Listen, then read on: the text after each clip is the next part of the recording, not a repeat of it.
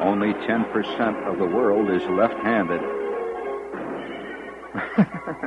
Nobody knows why.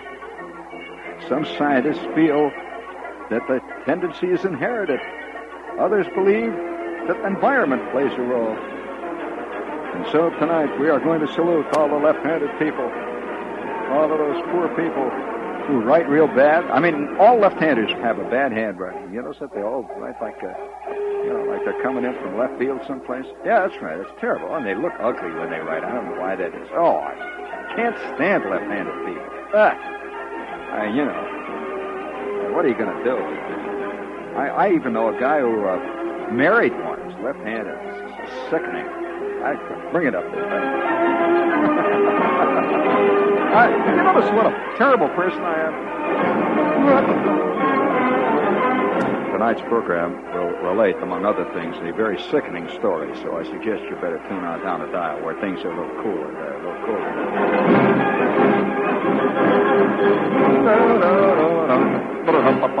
Quack, quack, quack, quack. Quack, quack, quack, quack. Quack, quack, quack, quack, quack, quack, quack, quack, quack. Quack, quack, quack. Quack, quack, quack, quack, quack, quack. Quack, quack, quack, quack, quack, quack. Quack, quack. Quack, quack, quack, quack, quack. Quack, quack, quack, quack. Quack, quack, quack, quack, quack, quack, quack. Quack, quack. Quack, quack, quack, quack, quack, quack, quack, quack. Quack. Quack, quack, quack, quack, quack. Quack, quack, quack, quack, quack, quack, quack, quack, quack. Quack, quack, quack, quack, quack, quack, quack, quack, quack, quack, quack, quack, quack, quack. Quack, quack, quack, quack, quack, quack, quack. Quack, quack, quack, quack, quack, quack, quack, quack, quack. Quack, quack, quack, quack, quack. Quack, quack, quack, quack, quack, quack, quack. Quack, quack, quack. Quack, quack, quack, quack, quack, quack, quack, quack, quack.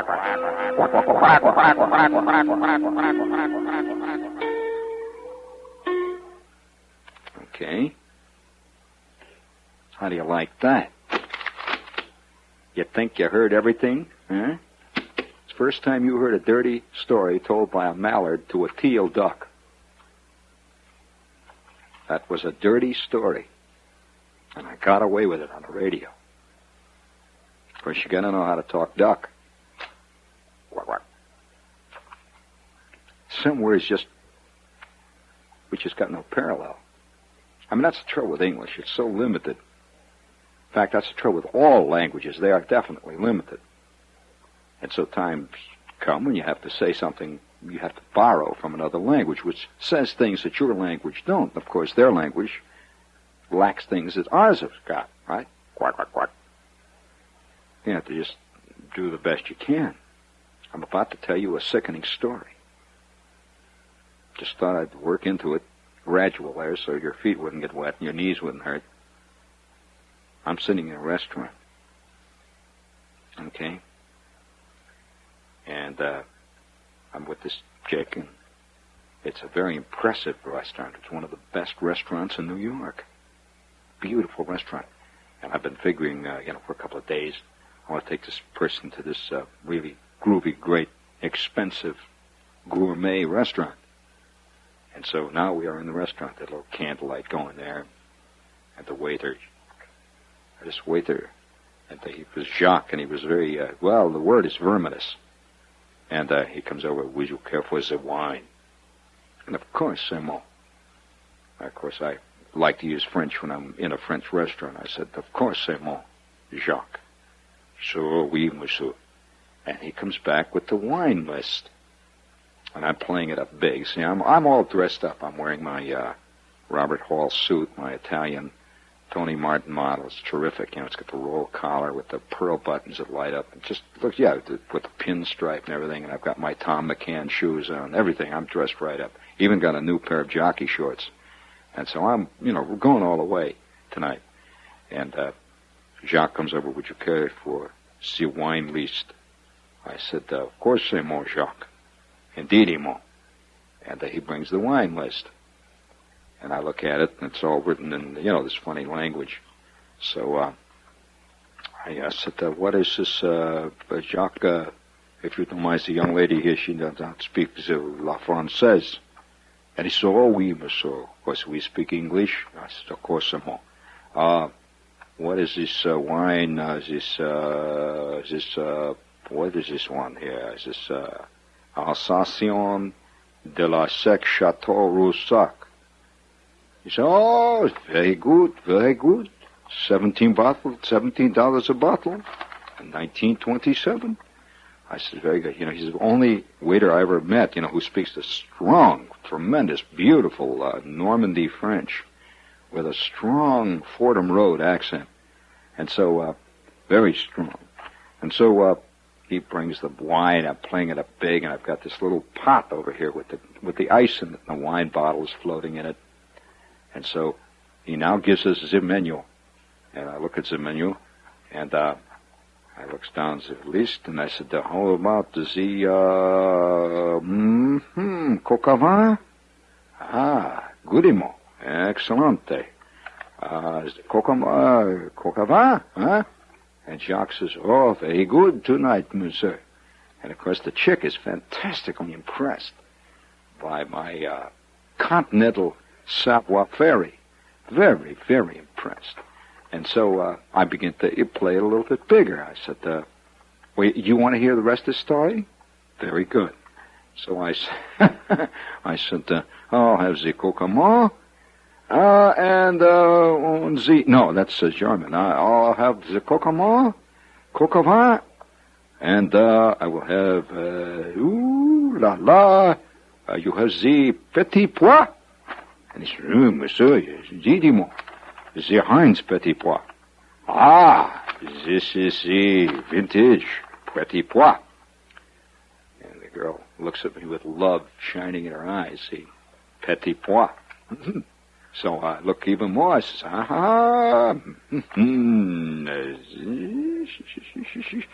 for the dessert I shall have, let's see, how about the chocolat mousse? Very good, monsieur. Excellent selection, is correctement. I said, very good. So I picked, I'm sitting there. Oh, I said, no, not yet, not yet, Jacques, do not go yet. And he says, excuse me, sir? I says, salad. He said, of course, c'est moi, monsieur. As you get the salad. You care for what kinds is the dressing? I said, I shall have, I see, Roquefort. With the cheese. He said, excellent. Then was a young lady from Mademoiselle? And I said, the same, And he says, good. And so off he goes. And now I take the bottle of wine. You like this little scene? It's kind of lovely, isn't it? I take the bottle of wine. See, I'm playing it real cool. And, I'm shooting my cuffs like mad, the whole bit. And I take the bottle of wine. See, we have two glasses. And I pour a little wine. And, of course, I've already tasted the wine. It is superb, see. And then I pour a little wine. I says, this wine is, it's adequate. It's a little aggressive, but irrepressibly gay at the same time. And she says, yeah? I said, very good. See, the trouble with me is I'm like a flywheel. Once I start something like this, talking like that, I can't stop. Sometimes I'll go for days just because I started it. I go through periods when everything I say is in a German accent. Just because I went to this German restaurant. And I have a tendency to fall immediately into the accent of the people who I'm talking to. And they react two ways to it. One reaction is that, I'm a native, see. The other reaction is, are you putting me on, smart guy? That's the other reaction. So I go into this restaurant. I go to this place called, there's this one called right here in town. It's a German restaurant. It's called what is it called? Their Pig's Knuckle. And so I go into the restaurant there, and sometimes I'll say, "Hey, waiter, come here," and he'll come over, and I'll say, "What is this? What is how is he let's see how is night See, I like to play. How is the goulash? And there'll be a pause. He said, wird have the Hasenpfeffer tonight. I said, Hasenpfeffer, is it good? He said, he said, jawohl. And, of course, it catches you after a while. The next thing is, mach schnell, go, mach schnell there. And that means get on his chick. And so he brings the stuff, and I can't help it. I speak just enough smatterings of Hungarian. Like I will come into a Hungarian restaurant, and I'll say, your Städtke van a Kidvish time. And immediately they light up, see. And then I say, speaking English tonight. They think I'm a Hungarian who's decided to try my English tonight, see. So I get the really groovy Hungarian goulash, you see, instead of the tourist goulash. Either that or I get the tourist goulash. The one with a... So, anyway, I'm sitting in this restaurant, this fancy restaurant. You want to hear the rest of the story? So I'm sitting in the restaurant there, and I said to this girl I'm with, I said, well, of course, we are having the coca. With this chica, you generally will drink a rosé or a dry chablis, possibly. She said, oh, your idea of a really fantastic wine was Mogan David. So we're sitting there now drinking the wine, and her eyeballs are popping out, and I'm playing it big. See, and she is like she is made out of porcelain. She's one of these beautifully carved elfin girls, you see. The kind that you don't even think eat real food, They, once in a while, they'll fly out in the morning and sup at morning glories, that kind of thing, see. So we're eating this food, or drinking the wine anyway. And Jacques comes out from the back. It's in the French restaurant, all these people sitting around, very elegant, and the candlelight is going. And Jacques comes out with a sweep. He's got this beautiful tray, a silver tray. And he says, monsieur, the salad. The salad. And he whips out the salad. He puts one in front of me, puts one in front of the Czech, right? Two salad. Oh, salad, two. So I look at the salad, and he puts this nice little dish next to it of beautifully, freshly made Roquefort dressing. You could smell the fresh mayonnaise, and oh, la la. So I sitting there drinking my wine, and the girl, she is drinking her wine, and everything is going swimmingly. Correct, Emo? All right. And then it happened. I take the dish of Roquefort salad dressing, and I say to the girl, shall I put a little of the salad dressing on for you? And stir it up a little bit. Oh, this is very good. It's a specialty of the house, Specialty de la maison. And I take a little bit and I dab it on the top of her lettuce, and beautiful cellular lettuce and little tiny sliced radishes, and just a suggestion of a little scallion here and there, and a couple of little leaves of crushed oregano. Oh my! And I laid it on there. And so I looked down my salad, and I take a nice little dab of the Roquefort, and I lay it on mine. And now we're ready to begin Zaladinier, right? I sip a little more wine, and I'm feeling very expansive. I'm feeling just so groovy. I take another little sip of my wine.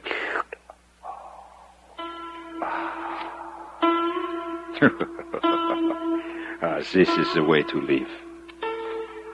Let them have cake. Let them eat cake. I now understand why Louis XV was such a total horse as you know what. It is so easy to fall into the feeling of voluptuous high living, and right up there, yes.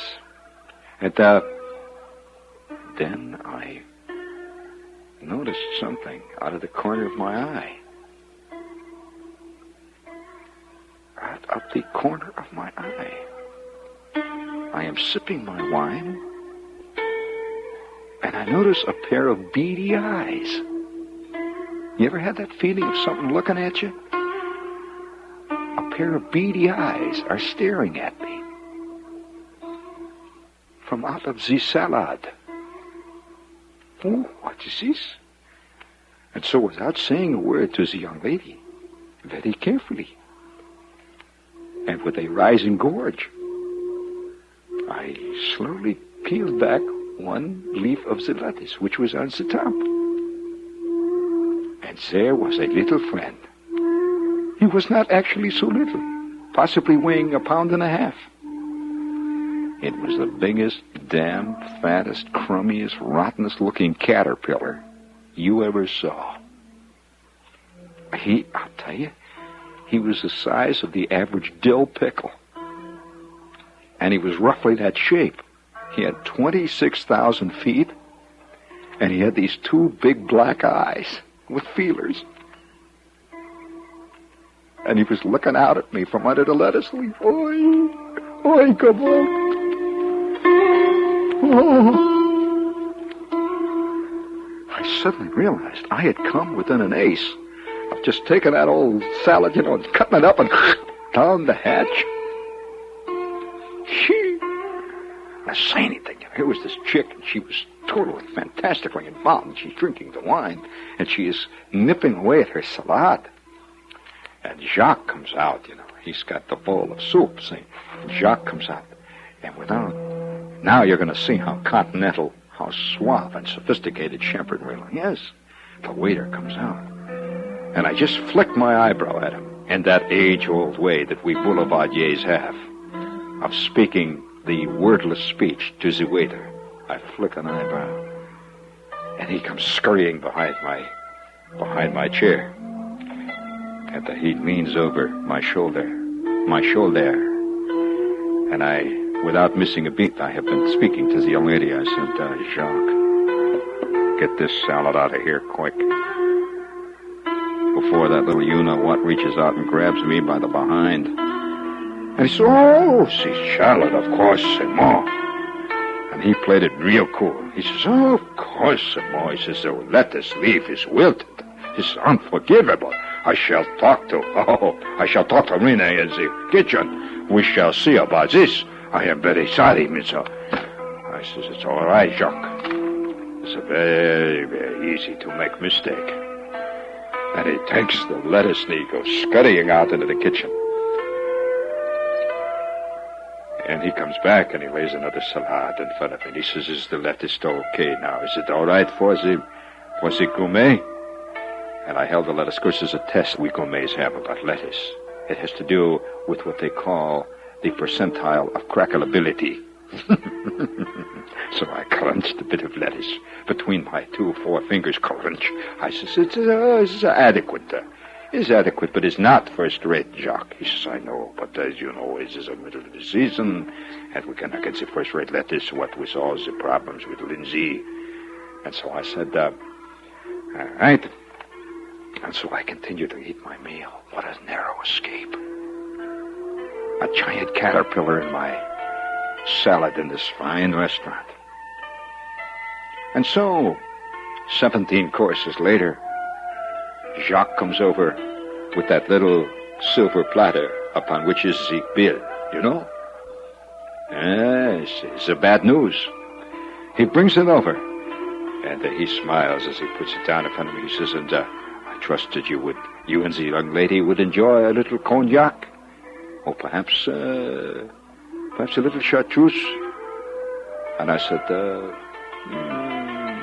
yes, a cognac, perhaps a cigar, Jacques. I said, of course, c'est moi, I'm sorry. And he brings me this magnificent Churchill cigar, and I pick up the bill, and Jacques smiles. And underneath, I see it says on the bill, courtesy of the house.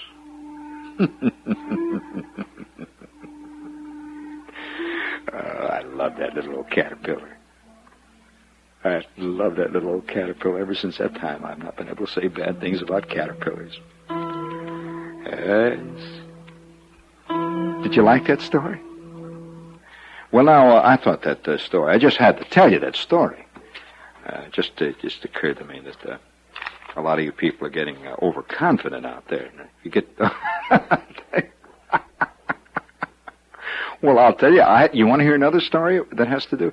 You see, as we go through life, one of the grooviest, fascinating parts of life is along. You're going through life. I don't care how old you are or how young you are. That every day, something In some way, it's one long process of education. Life really is. You learn something all the time. And at first, you see, you're not aware of this. At first. And then when you're at a certain age in life, when you're, I'd say roughly between 15 and 19, possibly, although that, subject to change, you really believe you know what it's about. You really seriously think you've got life by the you-know-what. And you really know what it's about. And you can't figure out why all these other people, usually older people, keep saying that things are not what they seem to be. What do you mean they're not? They are. You really believe it. And then, of course, as you get older, you begin to have faint inklings of what an ignoramus you have been up to this point in life. And it's just beginning to dawn on you what an unbelievable ignorant slob you are now. Now, the guy that thinks he isn't is usually the guy who is totally that. Really, believe me. And especially you see it in things like food and stuff.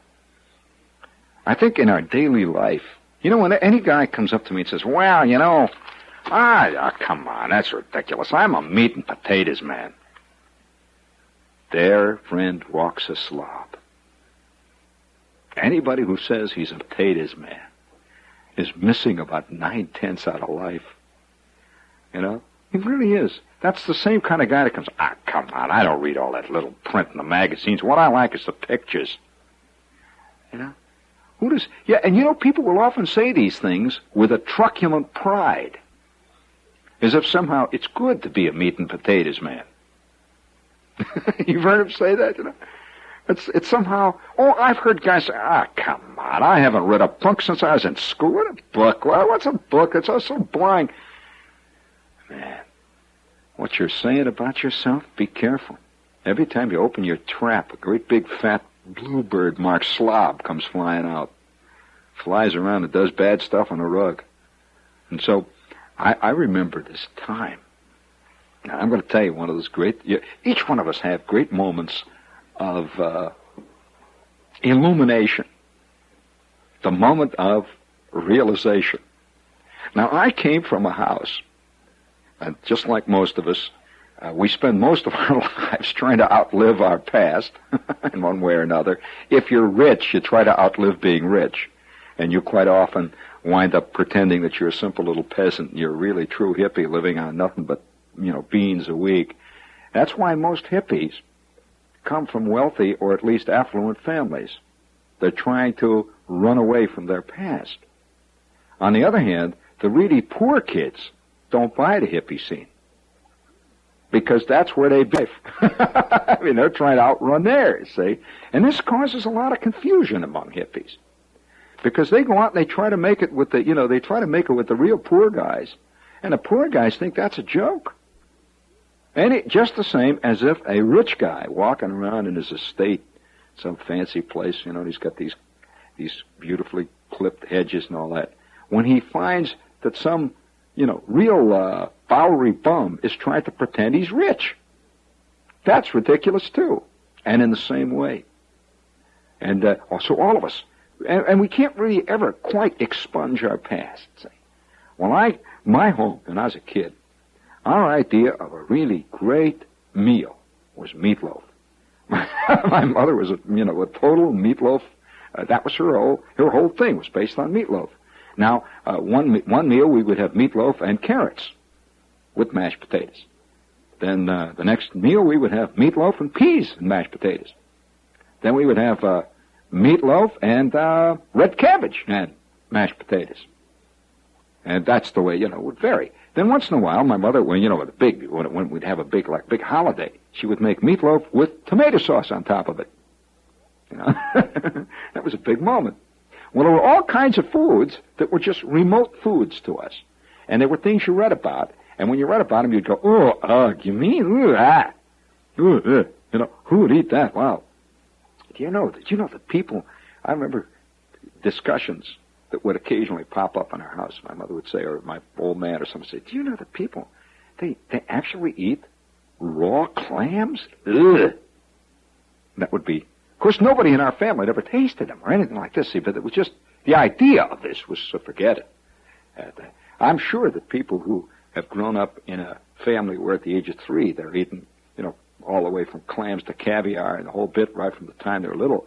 I imagine kids and grown-ups in that type of family will say to one another, do you realize that there are some people who actually eat something called meatloaf? And so you see, it's a real experience for them later on in life when they decide they're going to play, they're going to play poor, they're going to be hippie, to actually eat meatloaf, real meatloaf. And that's why you find down in the village, for example, you find a lot of these places that are selling what they call soul food. Well, soul food is really, in essence, poor people food. That's all it is, friends. That's it. That's it. Meatloaf is as much soul food as you agree? Real good, jazzy meatloaf, you know, that's true soul food. Mashed potatoes and meatloaf, that's scoffing, man. And then what you do, another thing you do, I'll give you an example of true soul food in action. Take a piece of bread that is vaguely stale, day-old bread, right? You got it? Now, you see, now if you're rich, you buy real bread, and then you keep it a day, and it becomes day-old bread. But true soul food, you buy day-old bread because it's day-old bread and it's cheaper, all right? So you get it, day-old bread. And it's kind of crisp, you see, and it's stale. Now, what do you do with this? Well, you put it on your plate, and you pour gravy on it. I mean, gravy all over this. Now, if you really, if you're really flush this week, you can put on it, before you put the gravy on it, you put oleo on it, see? And then you pour the gravy all over it, salt and pepper, and that is a main course dish. Now, do you agree that's soul food? Yes, it is. Now, if you're kind of a gourmet, you put ketchup on that. It's really great. Have you ever had, this is a typical example of this type of thing. Have you ever had mashed potato sandwiches? Okay. All right, well, I can cue you in on a lot of this stuff. But nevertheless, I come from a family, we weren't poor, but we were, this is it. We'd eat meatloaf, and once in a while, we'd get pork chops. To me, that is always the essence of a festive meal, pork chops. Oh, man. I mean, pork chops, wow. And so we'd get pork chops, and once in a while we'd get there was another thing, too, that we used to get that was in that same category, pork chops. We would get, there's a certain kind of spare rib that you can get. And my mother used to take the spare, this is a great dish, this is another type of soul-type food, is to take this kind of spare ribs, you see. Now, they're big ones. They're great big spare ribs. I don't know. They're not like the kind that you get in the fancy joints. These are big spare ribs, see? And they would be chopped up so you could do this with them. And she used to take these spare ribs and cut them up, big chunks of spare ribs, put them in a big pot. You got it? And cover it up with water. And then she would take a whole head of cabbage, this plain, ordinary yellow type, light-colored cabbage, cut it in half, throw it in with the spare ribs, and then put bay leaves in it. And she would boil it. Unbelievable. Unbelievable. I mean, now, I don't know whether you've ever had that in Westport, friends, but that's the way it is. So, nevertheless, this is the kind of scene it is. Now I am beginning to slowly rise in the world. I've struggled my way through the Warren G. Harding School, and I'm still in the meatloaf bag. Right? But the one groovy thing about this world where you constantly, I think this is one of the fascinating things of America. That a lot of people in other countries don't even think to argue about getting, I suppose you can call it, equal rights. Because it's unthinkable in a lot of countries. by definition. I mean, I wonder how many of you know this. That's why a lot of countries don't have any trouble. You keep thinking they don't have problems. They don't have, everybody's got rights. Oh, no. In many parts of the world, and in places you'd be quite surprised to know about, that people are born in a certain social strata, and that is where they are. It's like being born with web feet or something. You got it. That's the end of it, see? Well, here in America, it's very different. And so the idea of, rising out of this meatloaf world is just sort of automatic. You try to do it. So anyway, the groovy thing about going to school in a lot of ways is hardly anybody knows where you came from. You're all in this place. I was going to college. And of course, I was barely scraping on, man. It was tough. So I'm hanging around. I got this one suit and this one sport coat. And so I got to know a couple of chicks and people there around. And I never talked much about things. And one night, this girl, who very elegant girl with long blonde hair, asked me, she says, would you care to come to dinner tonight at my home? And we're having a few people over, and I think it would be kind of fun. I said, yeah. I'm always very glib with my ad libs. Yeah. So she said, well, have you ever been out to the place? And I said, no, I haven't. And she gives me this address in this town where the school was. And I knew nothing whatsoever about it. So I said, okay, I'll be there. And she says, oh, don't bother to dress or anything like that. Just. I said, oh, yeah, fine. I didn't realize the import of this at the time. Don't bother to dress. Don't bother to dress. So that night, I put on my J.C. Penney sport coat. And I put on my Sears Roebuck pants. And I've got on my new shirt. The one with the pearl buttons that light up. And I've got my tie that my Aunt Glenn gave me for graduation from high school. And so I go walking down, cooling out there towards this place. Well, as I walked, the houses got bigger and bigger, and the lawns got broader and broader. Until they were so big, the lawns, that you couldn't see the house anymore. And you knew you were really in the big time when the house was so far back on the lawn that you just saw nothing but trees and this winding driveway. Oh, boy. Well, anyway, to make a long story short, I now join the gathering in this fantastic house. Oh, wow. They had white pillars in front of the door, remember? And they had this big brass knocker, and they just go bunk, bunk. And it was shaped like a lion. And you grab this thing and you drop it, clunk, clunk, and this guy comes and opens the door. And I say, I'm invited to dinner. Oh, of course, come right in. And in I go. He says, shall I take your hat? Hat? Your coat, please? If you took my coat off, nothing. So I said, no, it's all right. So I walked back in through. I followed him. And now I'm in this room. These people are all standing around. There was about maybe 15, 20 people. And here was Nancy, this girl, and her sister, Dolores. But Nancy was something else, man.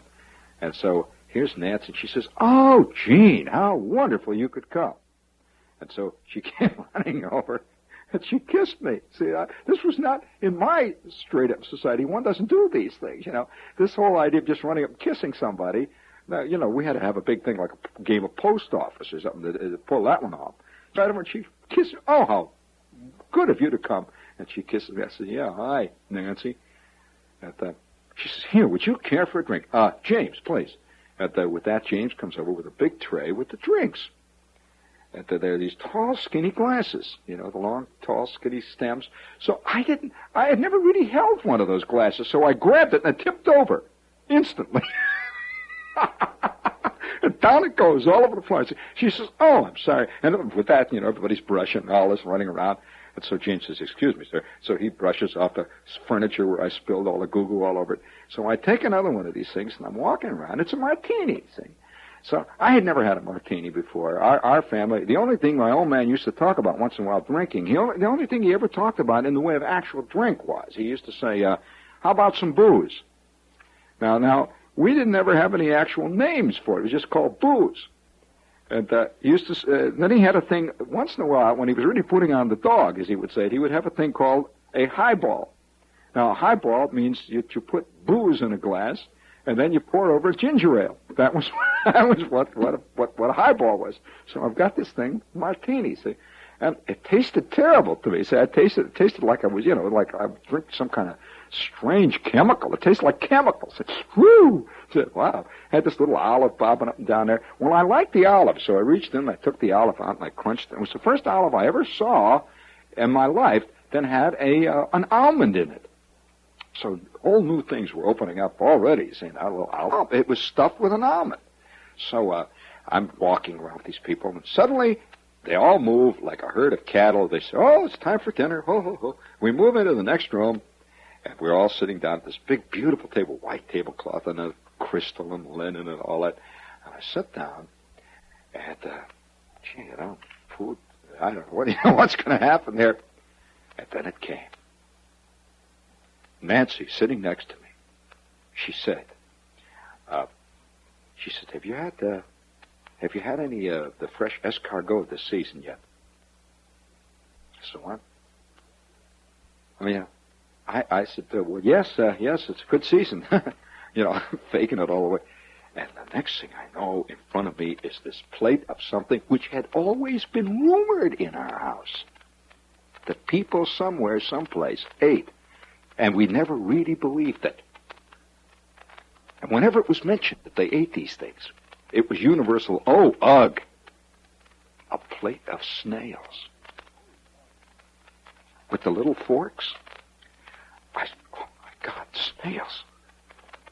Snails. Ooh. And instantly, inside of me, my meatloaf insides are immediately saying, oh, my God, this is all fantastic. And Nancy, she takes one of the snails. She says, oh, these are so wonderful. She takes one out, and I see how she does it. She takes this little fork, and she fishes one of these things out. And it comes out, and it looks strange. It's like a little black snake or something. See, she pulls it out. She goes, oh. And here was this beautiful girl. Well, what am I going to do? I can't chicken out, see. So I says, oh, they look very good. I take the little thing, and I'm feeling sick inside my little fork, and I fish it out. I put it in my mouth. I go, oh, my God. Oh, my God. Oh, my God. It was fantastic. It was fantastic. I tasted this thing. It was so good, I couldn't believe it. Well, now, then I went the other way. I made a total pig of myself. I ate all the snails up so quick. They were gone. And then I looked around. I saw all these other people. They've been doing this all of their lives. They weren't surprised at snails. And then it began to sneak in on me. What other terrible stuff did I learn at home? What other things do I think are awful? Just because it was back in the kitchen that way, I ate the snails. And late that night when I got home, I'm laying in the dormitory room. I could feel them snails. You could taste them. There's an aftertaste.